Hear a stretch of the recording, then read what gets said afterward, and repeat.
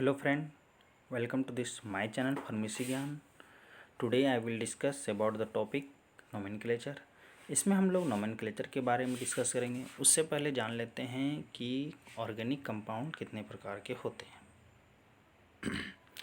Organic compound दो प्रकार के होते हैं, ओपन चेन कंपाउंड, दूसरा है close chain compound. Open chain compound दो प्रकार के होते हैं, एसाइक्लिक, दूसरा है साइक्लिक। एसाइक्लिक दो प्रकार के होते हैं, सैचुरेटेड बॉन्ड और अनसैचुरेटेड बॉन्ड। सैचुरेटेड क्या होता है? जब दो कार्बन के बीच सिंगल बॉन्ड हो उसे हम सैचुरेटेड बॉन्ड कहते हैं। दूसरा अनसैचुरेटेड बॉन्ड वो होता है जिसमें कार्बन के बीच डबल या ट्रिपल बॉन्ड मौजूद हो, उसको हम अनसैचुरेटेड बॉन्ड कहते हैं। जैसे बात कर लेते हैं, सैचुरेटेड बॉन्ड को एल्केन कहते हैं और अनसैचुरेटेड बॉन्ड को एल्किन या एल्काइन कहते हैं। अनसैचुरेटेड बॉन्ड का एग्जाम्पल देख लेते हैं कि एल्किन का प्रोपिन होता है और एल्काइन का प्रोपाइन। एल्केन का एग्जाम्पल हो सकता है methane, ethane, propane, butane, pentane, hexane, so on. Close chain compound दो प्रकार के होते हैं, होमोसाइक्लिक और हेटेरोसाइक्लिक। होमोसाइक्लिक दो प्रकार के, एलिसाइक्लिक और एरोमेटिक। सेम हेटेरोसाइक्लिक भी दो प्रकार के होते हैं, एलिसाइक्लिक और एरोमेटिक। अब एरोमेटिक दो प्रकार के होते हैं, बेंजेनॉइड और नॉन बेंजेनॉइड। चलिए नोमेनक्लेचर के बारे में और कुछ जानते हैं।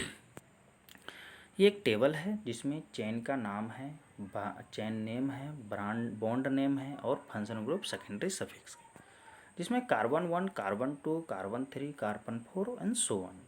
अब बात करते हैं methane, meth, eth, prop, but, pent, hex and hept, so on. Bond name की बात कर लेते हैं कि सिंगल बॉन्ड है जिसमें दो कार्बन के बीच सिंगल बॉन्ड है, इसको सैचुरेटेड बॉन्ड कहते हैं, जिसका प्राइमरी सफिक्स हम क्या लिखेंगे, ANE। और डबल बॉन्ड को क्या लिखेंगे, दो कार्बन के बीच डबल बॉन्ड है तो ENE लिखेंगे, और ट्रिपल बॉन्ड है तो YNE लिखेंगे। अब फंक्शन ग्रुप सेकेंडरी सफिक्स है OH है, तो इसका फंक्शन ग्रुप का हमारा सेकेंडरी सफिक्स होगा OL होगा। और COOH कार्बोक्सिलिक एसिड है तो उसका क्या होगा, ओइक एसिड होगा। CHO एल्डिहाइड ग्रुप है तो AL होगा अल। NH2 अमाइन ग्रुप है, CONH2 अमाइड ग्रुप है और CN नाइट्राइल ग्रुप है। चलिए इस बारे रूल के बारे में देखते हैं। नोमेनक्लेचर करने से पहले कुछ रूल को जान लेते हैं कि इसमें सबसे पहले नोमेनक्लेचर करने से पहले क्या क्या चीज़ का रूल को देखना होता है। सबसे पहले मेन चेन का चुनाव करना होता है। पहला पॉइंट देख लें, सबसे लंबी चेन हो। यदि हमारा एलिसाइक्लिक है, इसको हम कहते हैं एलिसाइक्लिक, जो इसमें सबसे लंबी चेन का चुनाव करेंगे। दूसरा पॉइंट देख लेते हैं, डबल, ट्रिपल या फंक्शनल ग्रुप वाले कार्बन को मेन चेन में शामिल करना होगा। यदि आप एलिसाइक्लिक कंपाउंड है उसमें डबल या ट्रिपल या फंक्शनल ग्रुप है तो इसको मेन चेन में शामिल करना होगा। कुछ एग्जाम्पल देख लेते हैं। ये मेन चेन है और साइड चेन है। दूसरा एग्जाम्पल की बात कर लेते हैं, इसको मेन चेन का निर्धारण किया गया है और इसमें साइड चेन भी है। अब तीसरा पॉइंट ये देख लेते हैं, तीसरा एग्जाम्पल है जिसमें डबल और फंक्शनल ग्रुप दोनों है, लेकिन इसको मेन चेन में शामिल करना होगा डबल और फंक्शनल ग्रुप को। अब जैसा कि तीसरा एग्जाम्पल में देख सकते हैं।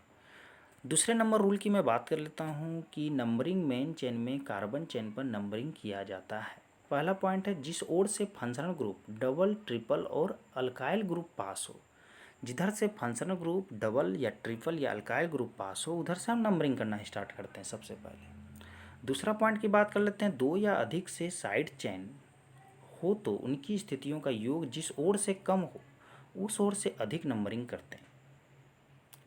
तीसरा पॉइंट की बात कर लेते हैं कि नंबरिंग करने का प्रेफरेंस यदि फंक्शनल ग्रुप हो और डबल बॉन्ड हो या ट्रिपल बॉन्ड तो नंबरिंग सबसे पहले फंक्शनल ग्रुप से होगा, तब डबल बॉन्ड, तब ट्रिपल बॉन्ड, तब अल्काइल ग्रुप, तब अल्फाबेटिकल हम देखेंगे।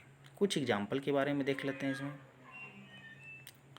एग्जाम्पल है जिसमें पहला एग्जाम्पल की बात कर लेते हैं जिसमें 4 कार्बन एटम हैं, जिसको जो हम चेन का नाम है ब्यूट, और पहले नंबर पे डबल बॉन्ड है तो 1 इन और तीसरे नंबर पे 3 आइन है।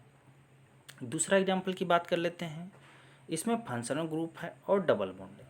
तो जैसा कि आपने देखा कि सबसे पहला प्रेफरेंस किसको देना है, फंक्शनल ग्रुप को देना है।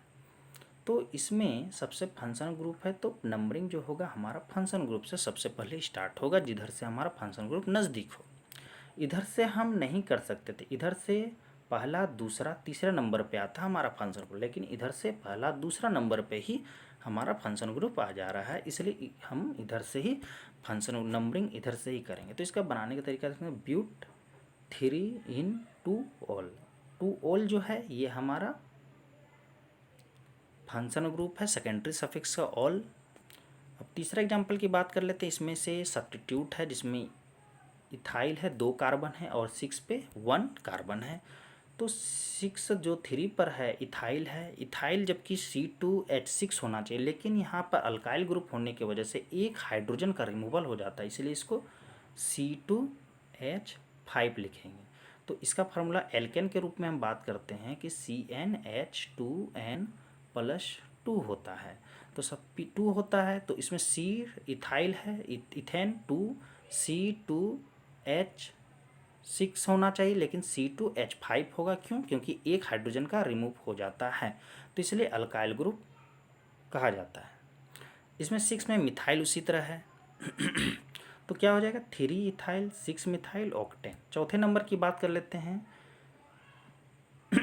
इसमें है 3 नंबर पे सब्स्टिट्यूट है और एक फंक्शन ग्रुप है, और 4th नंबर पे सब्स्टिट्यूट है। सब्स्टिट्यूट तीसरे नंबर पे 4 कार्बन एटम है और चौथे नंबर पे 4 कार्बन एटम, तो 4 है ब्यूटेन होना चाहिए, लेकिन यहाँ पर अल्काइल ग्रुप होगा तो ब्यूटाइल हो जाएगा।